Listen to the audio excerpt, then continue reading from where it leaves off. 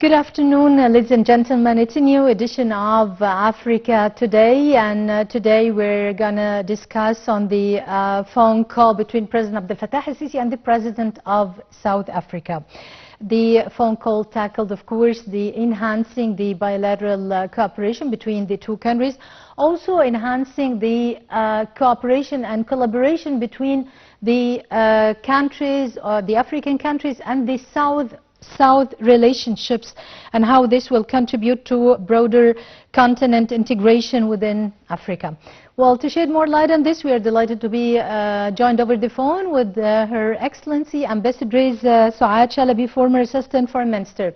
Your Excellency, how are you doing? And glad to have you with us. Thank you. I'm also happy to be here. Yes, a very significant phone call between President Abdel Fattah al-Sisi and the President of South Africa. How does this, your point of view, the bilateral cooperation between Egypt and South Africa reflect a larger trend toward African continent integration and development? Of course, you know that Egypt and South Africa are two regional powers, and they have a lot of relations since a very long time, historical relations. So this is not the first call. There has been many calls between the two presidents. There have been visits. There have been close relationship. And this time, the call from Cyril Ramaphosa, the President of South Africa, to President Sisi was mainly to discuss positive developments in bilateral relations. Of course, they both share a lot of responsibilities and also commitments toward the continent Africa. They are both very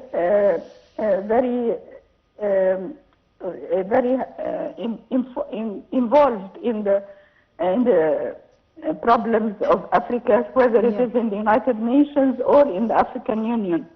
Yeah. They both play a big role in the peace and stability in the region. Of course, as you mentioned, Your Excellency, concerning the peace and stability in the continent, there are so many hot conflict spots in the African continent, unfortunately, and the two leaders had discussed such conflicts concerning terrorism, concerning war in Sudan, Somalia, in many spots in the African continent.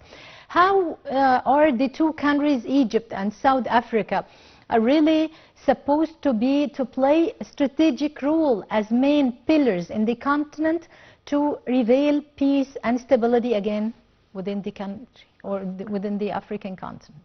Yeah, well, as you know, Egypt has a clear strategy since 2014 established by President Sisi, and it has a balanced vision, whether it is for Africa and the African Union or for the United Nations, the multilateral system.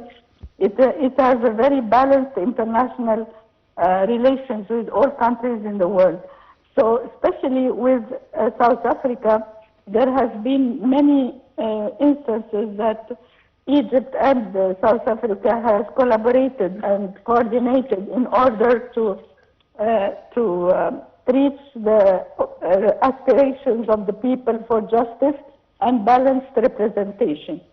So the Egyptian foreign policy is based on sustainable development, and as you know, the Egyptian Vision 2030 is very comprehensive, and it has a strategic framework.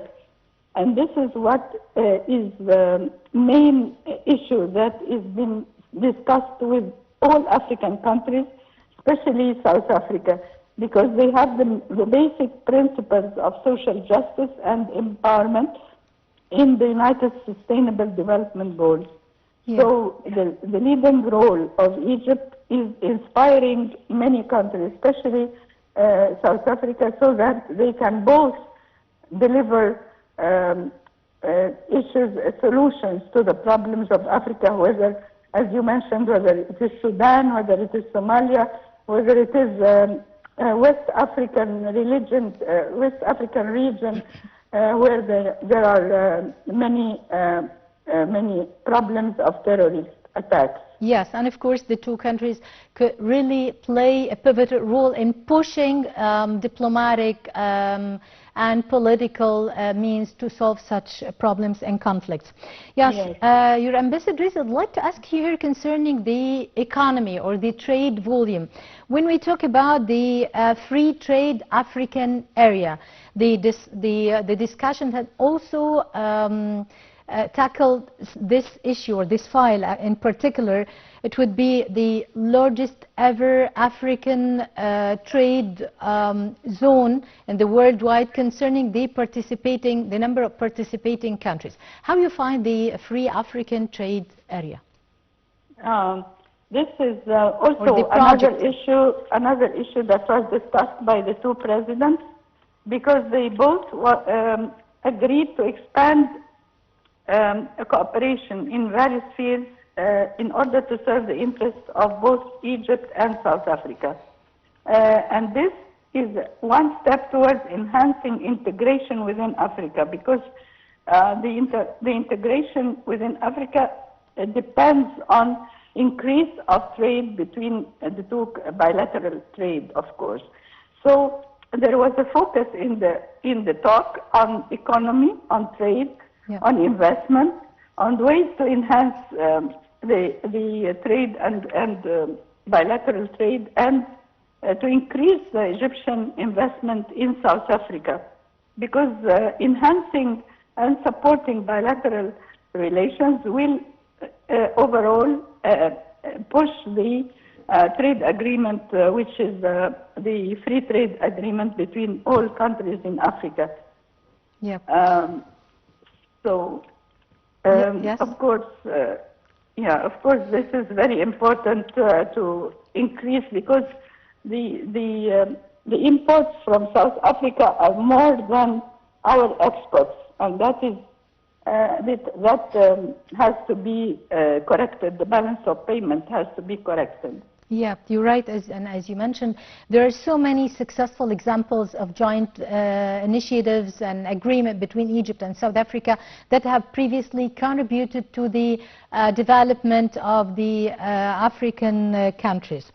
So when we talk on the nation level, we talk about do the citizens of the two countries of Egypt and the South Africa have or perceive the political and the economic ties between Egypt and South Africa? Is there any public support from the both nations, your point of view? Yes, of course. Both people, the peoples of both countries, are friendly and are very close compared to other countries. They are visiting each other. There are many touristic attractions between the two countries. There are many people who travel from South Africa to Egypt and vice versa, from Egypt to South Africa. Many tours that are made in order to link the two people together.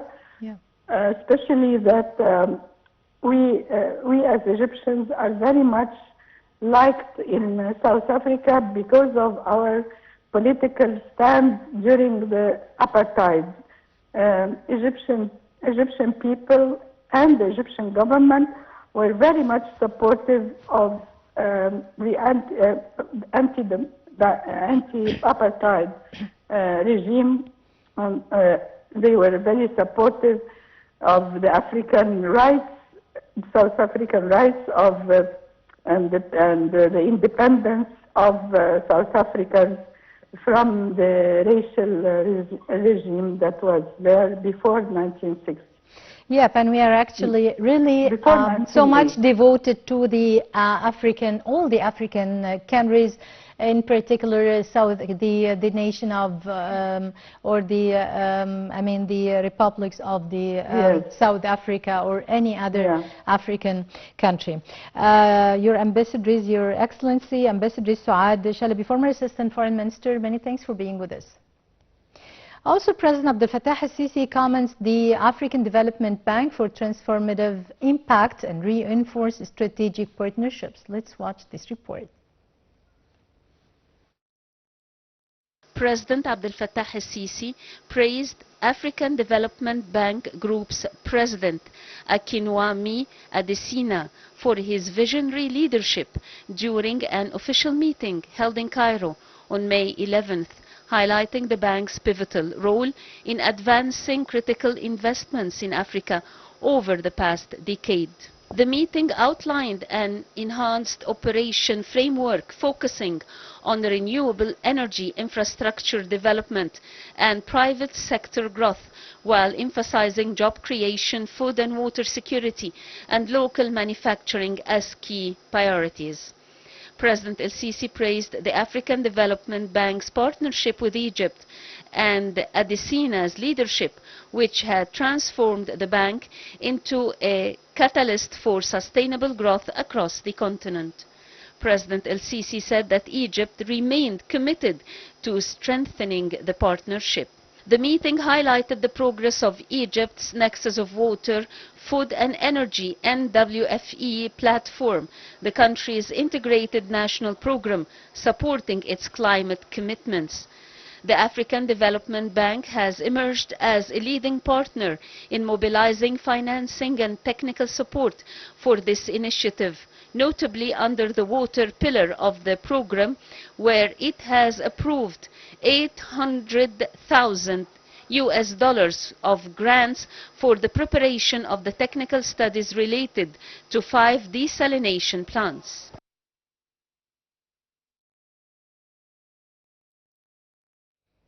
Well, strong ties really between Egypt and the African Bank for Development, or the African Development Bank, as Egypt is one of the main members and main shareholders of the African Development Bank. And the bank is, of course, is playing a pivotal role for funding and financing many developmental projects, in particular in the renewable energies and in technologies, and of course in combating climate change and other projects for sustainable development. Well, by this, ladies and gentlemen, we come to the end of our today's edition of Africa Today. Always, for more news and update, join us at NileInternational.net, and Nile TV International is your gate to the world. Many thanks for watching, and from myself, Hanan Al-Khoui.